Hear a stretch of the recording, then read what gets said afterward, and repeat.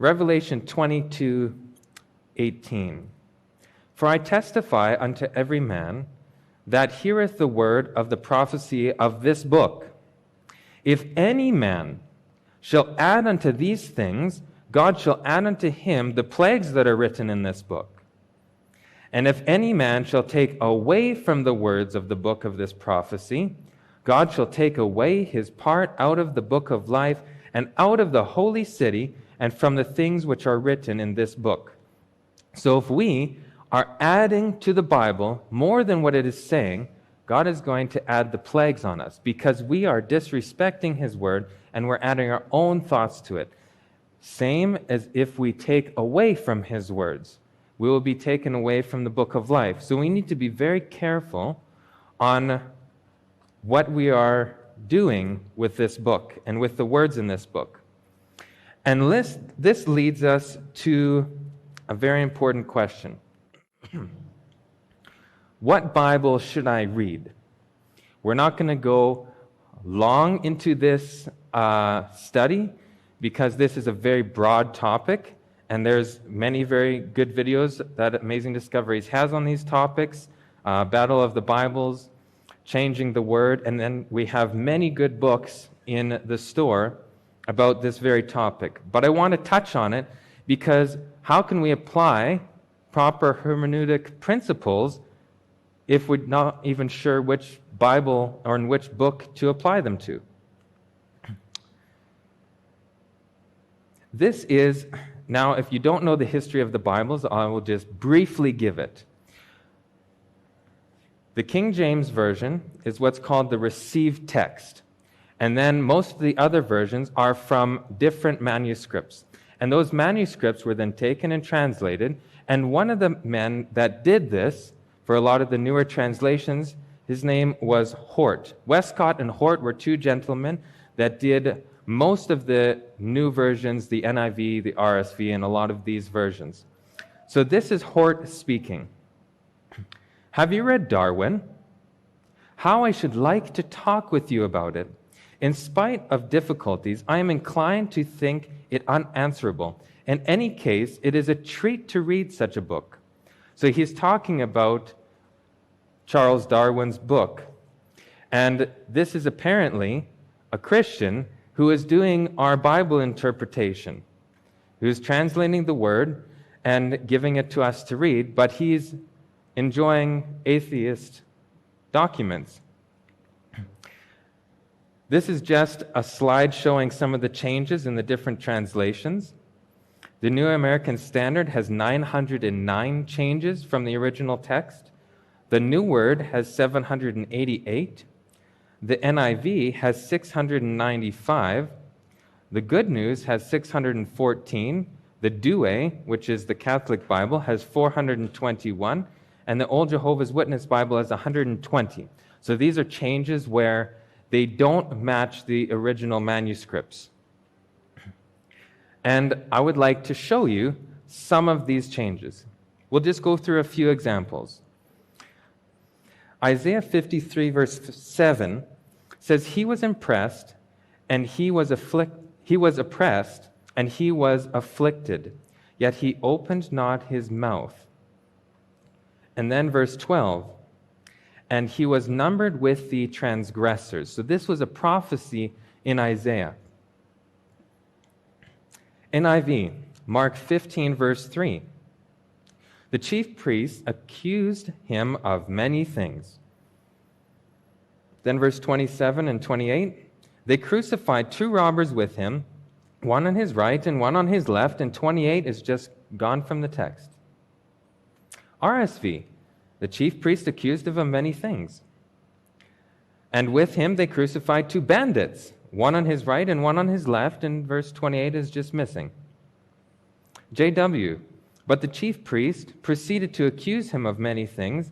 Moreover, they impaled two robbers with him, one on his right and one on his left, and verse 28 is just gone. The King James, and the chief priest accused him of many things, but he answered nothing. They had to take that out so he wouldn't fulfill the prophecy. And with him they crucified two thieves, one on his right and the other on his left. And the scripture was fulfilled, which saith, and he was numbered with the transgressors. So this is directly against Jesus. There's no more prophecy being fulfilled by Jesus because he was just a good teacher. Maybe almost as good as Charles Darwin. NIV, 1 Corinthians 15, verse 4. That he was buried, that he was raised on the third day according to the Scriptures. RSV, and that he was buried, and that he was raised on the third day in accordance with the Scriptures. And that he was buried, yes, that he has been raised up the third day according to the Scriptures. Now here's the difference. King James, and that he was buried, and that he rose again the third day according to the Scriptures. What's the difference? One, he needed help, and the other, he didn't need help. The one, someone had to raise him up, and the other one, he rose himself. So this is taking the divinity away from Christ. This is an interesting one, because most people say, okay, I get it. You know, these new translations, I see they're bad. But I use the New King James. New King James is pretty good. You know, it's just a little bit updated. But here's a big change. Daniel 11, verse 9. Also the king of the north shall come to the kingdom of the king of the south, but shall return to his own land. King James. So the king of the south shall come into his kingdom and shall return to his own land. Now we don't even know who's doing what anymore. And this is the New King James, the one that everybody thinks is not that big of a difference. But if we start changing one power versus another power, and we wonder why we can't get anything straight. This is why, before we even talk about the principles of study, we have to realize that when we're not reading the same scripture, that it doesn't matter what rules we apply to it, because they're not going to work, because there's no cohesive structure to the book at all. But God has kept his word pure. The King James Version, I want you to read the Bible because you love it, not because you are driven to it. This is important, because we can't force anyone to read the Bible. We can't force them to have a closer relationship with God. This can be our family, our friends, our children, our brothers and sisters. They need to read it because they love it. And how are they going to see that it's even something to love reading? Because we love reading it. We need to be the example, the light shining, saying, hey, I found some amazing things here. Or they just see what we're doing. They see, hey, you're building your ark. Why in the world are you doing that? You really believe that this is actually happening. And then when things start to happen, then they start seeing and waking up.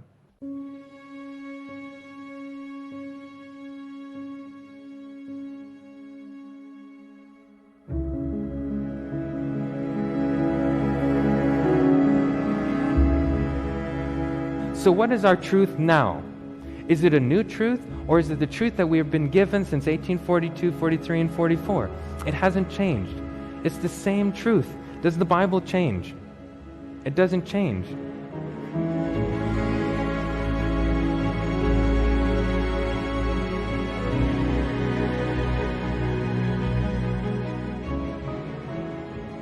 If we start pulling out pillars out of the foundation, the church is going to fall.